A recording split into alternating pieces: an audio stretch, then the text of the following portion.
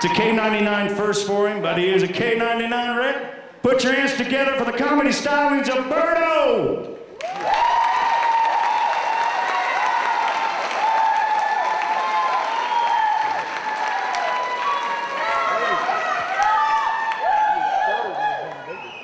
I'm gonna let everyone guess where my family's sitting tonight. You know, probably the loudest people out here.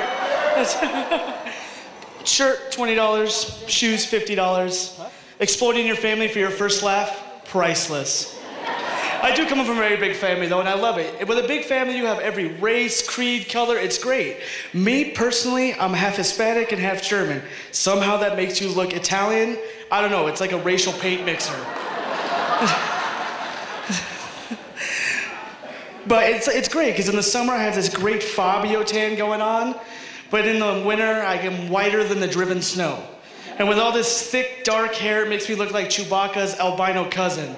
It's really not that great. And my extended family's diverse enough, but then when you go home, it just gets even weirder. My mom, you know, she graduated from college with a couple of degrees. She was working at HP for a few years as a head honcho. She was a teacher for many years. Oh, and did I mention she was also a nun? And then you have my dad. Graduated high school, went to the Marines. You know, been a truck driver for about 35 years. You know, been a biker since he was about 15 years old. It was like getting raised by the flying nun and the lost brother of ZZ Top at the same time. My childhood was like The Sound of Music meets Easy Rider. It was really great. But with a big family, it's kind of hard to get a date because they all live around you. So you don't also have to be yourself. You also have to be a detective and a scientist. I got to be a mix between Magnum P.I. and Dr. Oz. I got graphs, I got pie charts, I DNA tests, blood samples, just to make sure I didn't sleep with my cousin.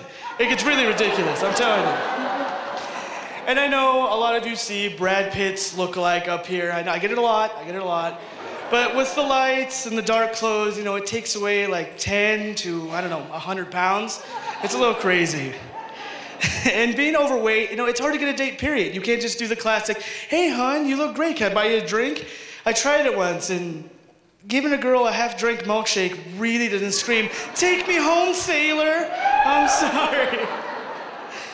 But, and, you know, when you're overweight, you're always trying to diet. Anyone that is overweight or has been overweight, always trying to diet. But it's like being a drug addict these days. They're like, no, you gotta take this pill, drink this shake, do this diet. You got a personal trainer yelling at you because you ate a bite of a cheeseburger. It goes nuts all the time.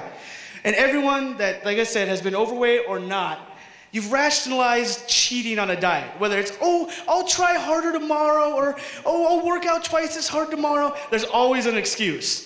You know me, I want to make sure, I've learned throughout the years to make sure that when I do binge, it's bad enough where I wake up having to go to church the next day. Like, it's bad. Go in the bathroom, lock the door, snort a pixie stick off a mirror, roll a burrito up, try to smoke it. It's really bad, trust me.